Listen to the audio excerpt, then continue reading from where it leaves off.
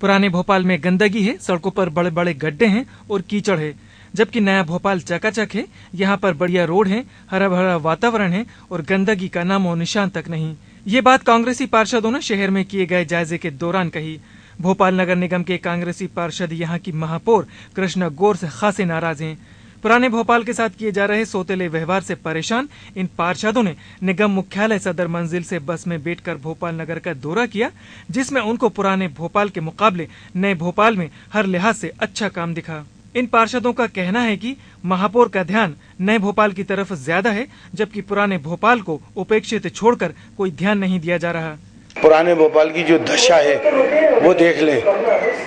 पुराने भोपाल के अंदर गड्ढों के सिवा और डस्ट के सिवा कुछ नहीं है। विकास नाम की आज नगर निगम द्वारा कोई नगर निगम में विकास के नाम से भोपाल में कुछ शून्य हो गया। सब वही चीजें हम सारे पार्षद कांग्रेस पार्षद दल इकट्ठा होके गया था, वही हमने दिखाया है। सिर्फ एक लिंक रोड नंबर 1 और 2 को छोड़ दो तो कहीं भी विकास नहीं है। आप हमारे साथ घूमो, हम दिखाते हैं आपको कहाँ विकास है। भोपाल शहर की सफाई पूरी तरीके से चरमराई हुई है।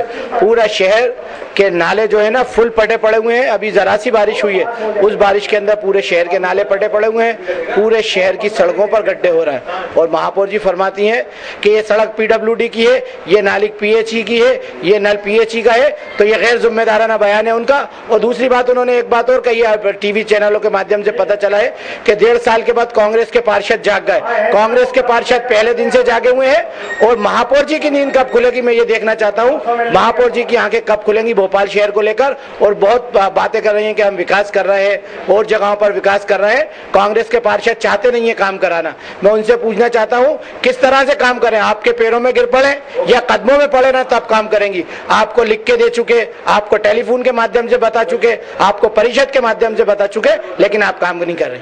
महापौर की आंखों में पट्टी नजर आई, पट्टी बांधी हुई है महापौर जी और आयुक्त महोदय के इशारे के ऊपर नाच रही है। महापौर को शहर की चिंता होती। अभी शब बारात आई थी, त्योहार आए थे, ये सब आए थे, निकलती। पुराने भोपाल से मकसद नहीं है, नया भोपाल भी बर्बाद हो गया है। सिर्फ उनको गोविंदपुरे के अंदर फिक्र है और जो गौर साहब आदेश देते हैं उसके ऊपर फिक्र है। भोपाल की जनता से हमदर्दी नहीं है, सिर्फ कमीशन से हमदर्दी है। यूं कि कभी आप उनका 1.5 साल हो गया नगर निगम के अंदर रिकॉर्ड देखो तो 3 मरतबा इस सदर मंजिल के अंदर आई हैं। कभी आज तक सदर मंजिल के अंदर नहीं आई। क्योंकि क्यों फिर चुनाव क्यों लड़ना चाह रही थी? कभी चुनाव लड़ना चाह रही थी तो आप जनता के हित के अंदर बोलो ना। कांग्रेसी पार्षदों का यह भी कहना है कि अगर कुछ वार्डों को छोड़ दिया जाए तो पुराने भोपाल से भी भरपूर टैक्स जमा होता है। फिर भी नगर निगम विकास के कार्य करवाने में कोई दिलचस्पी नहीं लेता, बल्कि यहाँ का रुपया नए भोपाल के विकास कार्यों में लगा दिया जाता है। उधर नगर निगम परिषद में भाजपा खेमे के लोगों का कहना है कि पुराने शहर की कुछ सड़कें पीडब्ल्यूडी की हैं, इसलिए उसको ही कार्य योजना बनाकर सड़कों को दुरुस्त कराना चाहिए।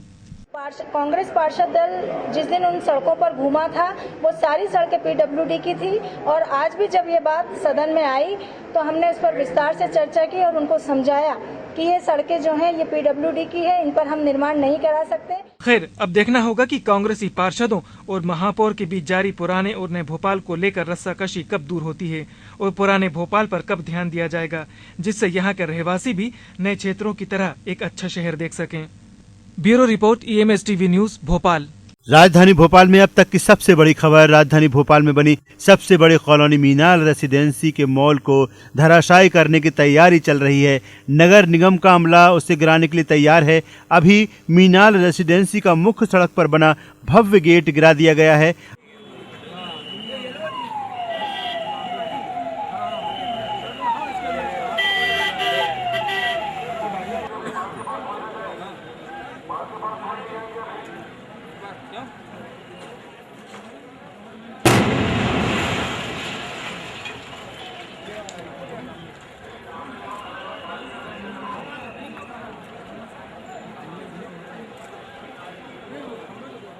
आपको बता दें कि जिला प्रशासन इस मॉल को अवैध घोषित कर चुका है।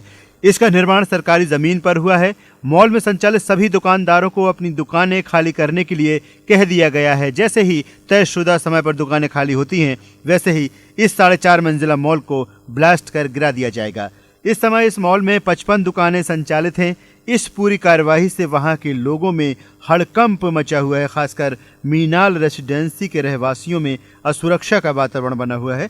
उन्हें डर सता रहा है कि कहीं उनका रेसिडेंस भी अवैध जमीन पर ना बना हो। ऐसा पेट नहीं कर पाएंगे, अभी इतना कर्जा उठाया हमने, इतना दुकान खड़ा करा 5 साल से तो कुछ भी नहीं चला, अभी 1-2 साल हो गए चल रहा, तो उतने में हम कहाँ क्या करेंगे। तो ना सुबह दूसरे दुकानदारों ने बताया कि ना टूट रही है दुकानें, तो हम आए तो देखा तो पूरा भगदड़ मची हुई थी।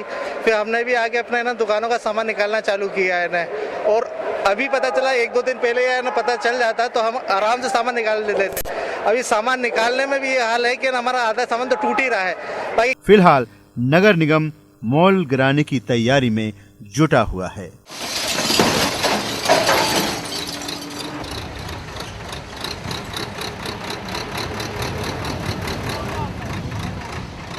Bureau report, EMS-TV news Bhopal.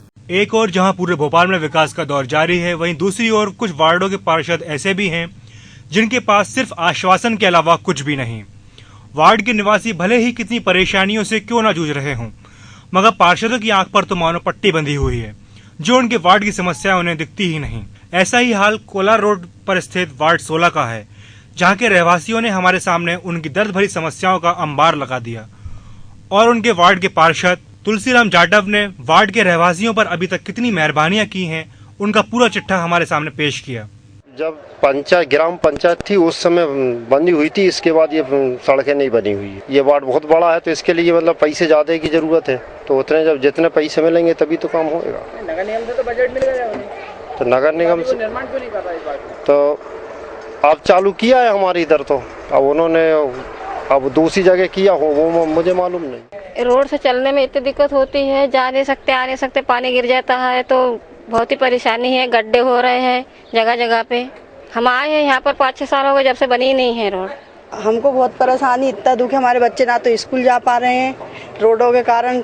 महीने भर से मतलब इतनी परेशानी है, जब से पानी गिर रहा था ना तो बच्चे स्कूल नहीं जा पा रहे थे हमारे बिल्कुल भी, और ड्यूटी जाने वाले भी परेशान हैं, सभी लोग परेशान हैं। यहाँ पे मतलब कोई भी सुनने वाला नहीं था किसी की भी। नहीं, इसकी शिकायत आपने अपने पार्षद को की? भैया पार्षद लोग कब सुनते हैं, जब उनको वोट की जरूरत होती है। इससे कि पहले कोई पार्षद आता है क्या? ऑफिस पार्षद झांकने भी नहीं आता है, कोई नहीं आता यहाँ पे। आगे की और रोड इतनी खराब पड़ी है कि वहाँ पे आज भी एक्सीडेंट होते हुए। आज ही मैंने एक लड़के को वहाँ गिरते हुए देखा, बारिश के कीचड़ के कारण, गड्ढों के कारण। पार्षद से शिकायत की है, सो वहाँ से बोल देते हैं कि हाँ ठीक है करवा देते हैं, करते हैं, लेकिन इसी तरह टाल दिया जाता है। गाड़ियों का तो दूर, बच्चों का पैदल चलना और बुजुर्गों का पैदल चलना मुश्किल हो गया है। एक सेक्टर ऐसा है जहाँ पे ना कोई ऑटो वाला जाता है, ना कोई गैस एजेंसी वाला जाता है अपनी गैस लेके, तो हम लोगों की गैस सप्लाई भी अवरुद्ध हो गई है। बच्चों को छोड़ने के लिए आधा 1 किलोमीटर हम लोगों को पैदल चलना पड़ता है। साथ ही साथ यदि कोई रात बेरात बीमार पड़ जाए बुजुर्ग आदमी, तो उसको कंधे पर उठा के यहाँ तक लाना पड़ता है और यहाँ से ऑटो मिलता है। वार्ड 16 के रहवासियों की समस्याएं और वार्ड की सड़कों पर जगह जगह हो रहे बड़े बड़े गड्ढों और अव्यवस्थाओं को लेकर जब हमने वार्ड 16 के पार्षद तुलसीराम जाटव से इस बारे में मुलाकात करना चाही, तो उन्होंने ये कहकर टाल दिया कि वो अभी भोपाल से बाहर हैं और हमसे नहीं मिल सकते। वजह साफ है कि जब वार्ड पार्षद ने अभी तक लोगों की समस्याओं का कोई निराकरण नहीं किया है, तो वो लोगों का सामना कैसे करेंगे। कैमरा पर्सन परवेज खान के साथ EMS-TV न्यूज के लिए अंकुर पांडे की रिपोर्ट।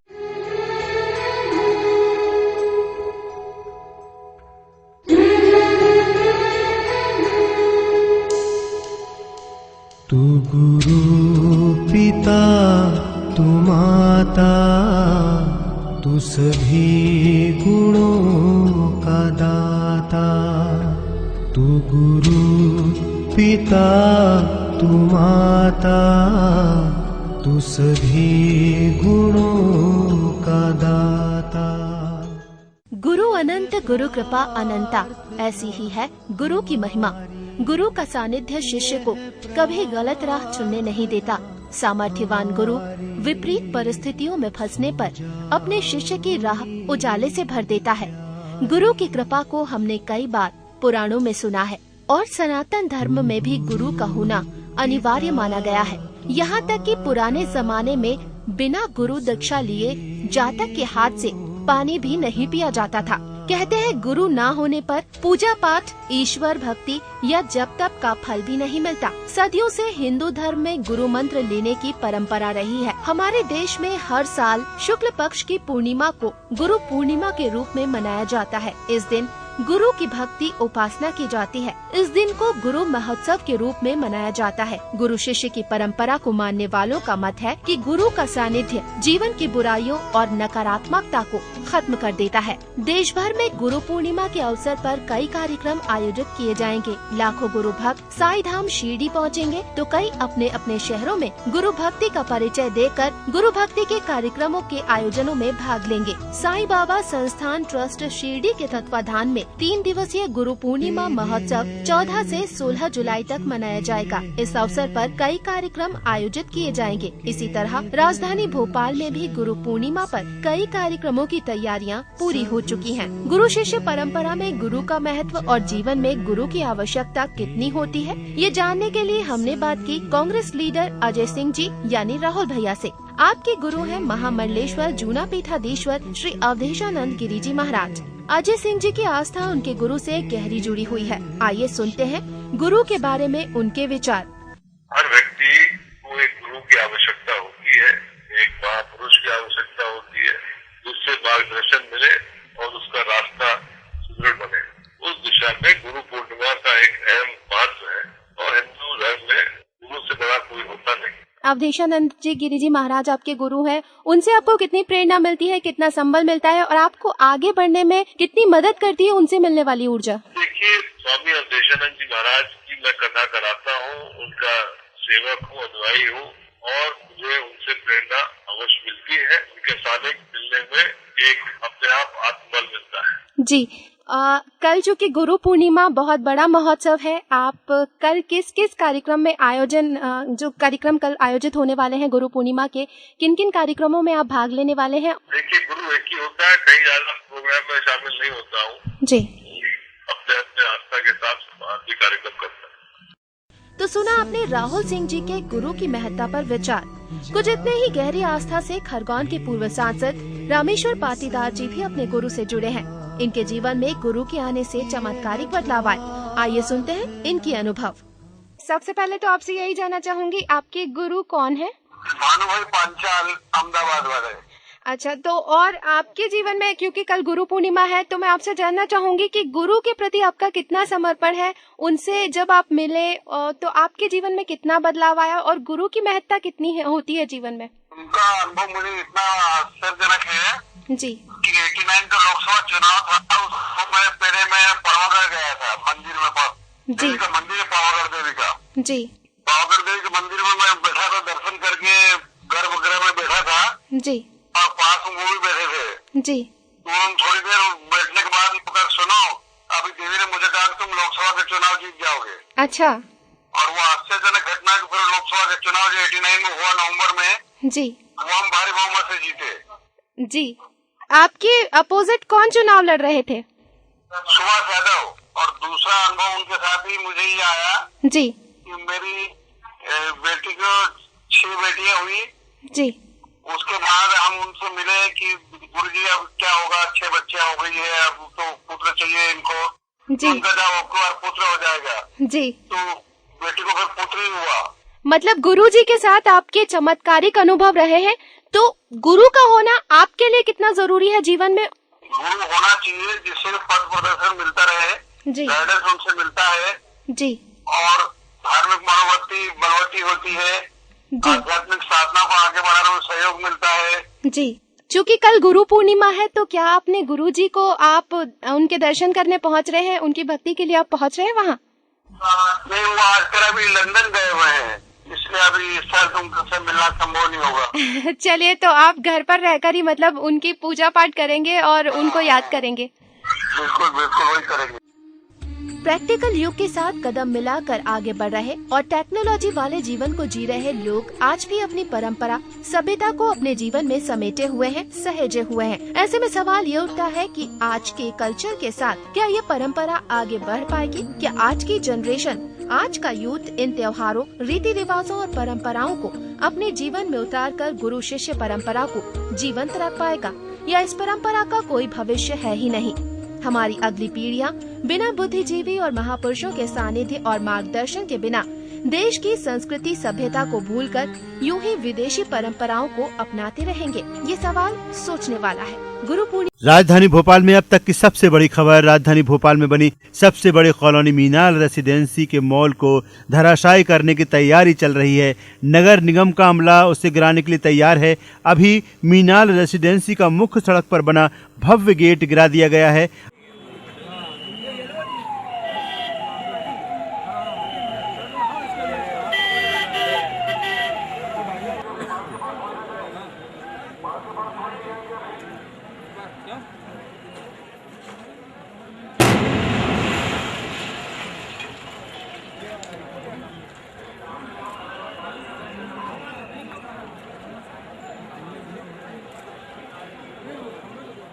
आपको बता दें कि जिला प्रशासन इस मॉल को अवैध घोषित कर चुका है।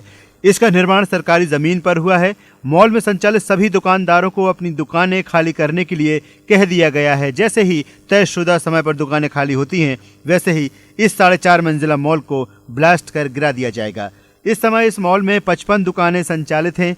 इस पूरी कार्यवाही से वहां के लोगों में हड़कंप मचा हुआ है। खासकर मीनाल रेसिडेंसी के रहवासियों में असुरक्षा का वातावरण बना हुआ है। उन्हें डर सता रहा है कि कहीं उनका रेसिडेंस भी अवैध जमीन पर ना बना हो। पेट नहीं कर पाएंगे, अभी इतना कर्जा उठाया हमने, इतना दुकान खड़ा करा 5 साल से तो कुछ भी नहीं चला, अभी 1-2 साल हो गए चल रहा, तो इतने में हम कहाँ क्या करेंगे। तो ना सुबह दूसरे दुकानदारों ने बताया कि ना टूट रही है दुकानें, तो हम आए तो देखा तो पूरा भगदड़ मची हुई थी।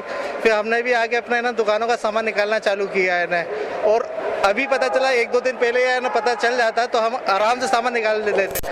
अभी सामान निकालने में भी ये हाल है कि हमारा आधा सामान तो टूट ही रहा है। फिलहाल नगर निगम मॉल गिराने की तैयारी में जुटा हुआ है।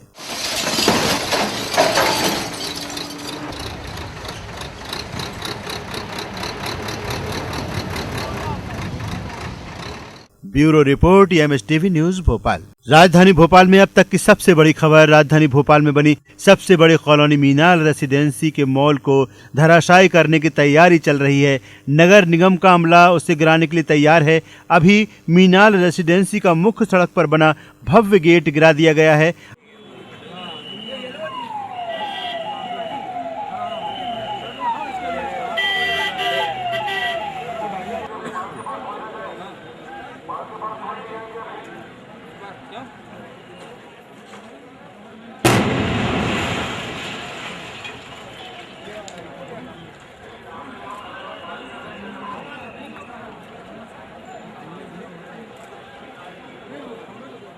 आपको बता दें कि जिला प्रशासन इस मॉल को अवैध घोषित कर चुका है। इसका निर्माण सरकारी जमीन पर हुआ है। मॉल में संचालित सभी दुकानदारों को अपनी दुकानें खाली करने के लिए कह दिया गया है। जैसे ही तयशुदा समय पर दुकानें खाली होती हैं, वैसे ही इस 4.5 मंजिला मॉल को ब्लास्ट कर गिरा दिया जाएगा। इस समय इस मॉल में 55 दुकानें संचालित हैं। इस पूरी कार्यवाही से वहां के लोगों में हड़कंप मचा हुआ है। खासकर मीनाल रेसिडेंसी के रहवासियों में असुरक्षा का वातावरण बना हुआ है। उन्हें डर सता रहा है कि कहीं उनका रेसिडेंस भी अवैध जमीन पर ना बना हो। पेट नहीं कर पाएंगे, अभी इतना कर्जा उठाया हमने, इतना दुकान खड़ा करा 5 साल से तो कुछ भी नहीं चला, अभी 1-2 साल हो गए चल रहा, तो इतने में हम कहाँ क्या करेंगे। तो ना सुबह दूसरे दुकानदारों ने बताया कि ना टूट रही है दुकानें, तो हम आए तो देखा तो पूरा भगदड़ मची हुई थी। फिर हमने भी आके अपना दुकानों का सामान निकालना चालू किया है ना, और अभी पता चला 1-2 दिन पहले या ना पता चल जाता तो हम आराम से सामान निकाल लेते। अभी सामान निकालने में भी ये हाल है कि हमारा आधा सामान तो टूट ही रहा है। फिलहाल नगर निगम मॉल गिराने की तैयारी में जुटा हुआ है।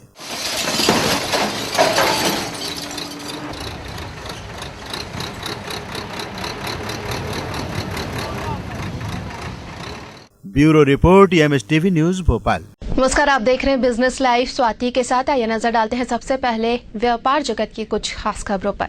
बंगाल की मुख्यमंत्री ममता बनर्जी को देखकर अब दिल्ली की मुख्यमंत्री शीला दीक्षित ने भी डीजल और रसोई गैस की कीमतें घटाने का मन बना लिया है।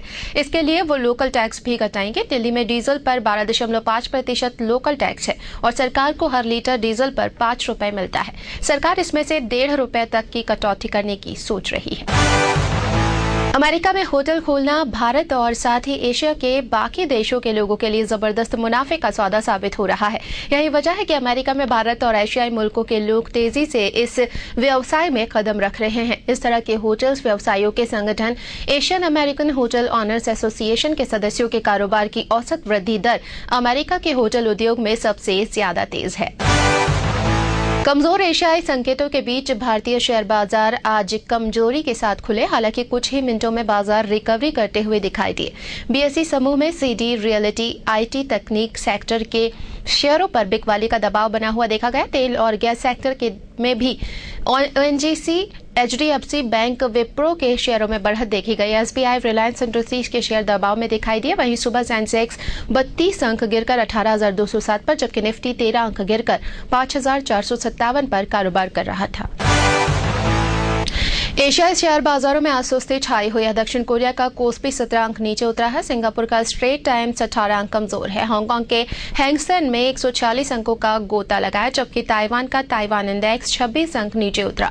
जापान के निक्केई में 59 अंकों की गिरावट देखी गई। हालांकि चीन के संघाई कंपोजिट में 11 अंकों की बढ़त दर्ज हुई है।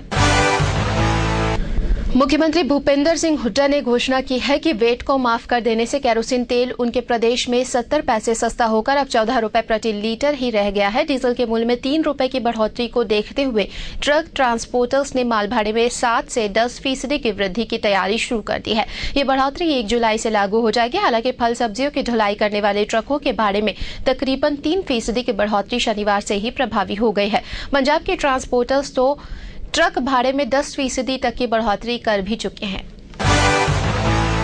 2G स्पेक्ट्रम आवंटन में किरकारी होने के बाद दूरसंचार मंत्रालय अब स्पेक्ट्रम मामले में फूंक कर कदम रख रहा है। दूरसंचार मंत्रालय ने कहा है कि वो कैबिनेट से आग्रह करेगा कि स्पेक्ट्रम की कीमतों के विवादित मामले पर अंतिम फैसला वही करे। इसके अलावा प्रमुख मोबाइल सेवा प्रदाता कंपनियों के पास उपलब्ध अतिरिक्त स्पेक्ट्रम के एकमुश्त शुल्क का फैसला भी कैबिनेट ही करेगी। ब्रांडेड कंपनियां अपैरल के दामों को एक बार फिर से बढ़ाने की योजना बना रही है। कॉटन और रियान के दामों में भले ही कमी आई हो, लेकिन ये अभी रिटेलर्स को प्रभावित नहीं करेंगी। जानकारों के मुताबिक कॉटन और कपड़े निर्माण में प्रयोग होने वाले फैब्रिक के दामों में लगभग 30% की कमी आई है, लेकिन नई सप्लाई आते हुए 4 से 5 महीने लग सकते हैं, जिसका प्रभाव ब्रांडेड कपड़ों पर भी पड़ सकता है। इसी के साथ बिजनेस लाइन में अभी बस इतना है। बाकी के अपडेट्स के लिए आप लॉग इन करें हमारी वेबसाइट www.emstv.in पर।